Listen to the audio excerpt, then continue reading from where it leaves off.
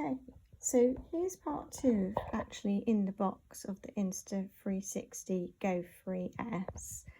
What's quite funny is the box is tiny that it comes in, and the case is in a much bigger box. I don't know if you can see for comparison purposes, but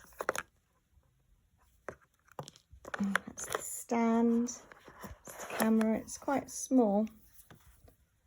That's it in my hands, and don't forget that's the camera, and it's pod that it goes in. It's charging pod.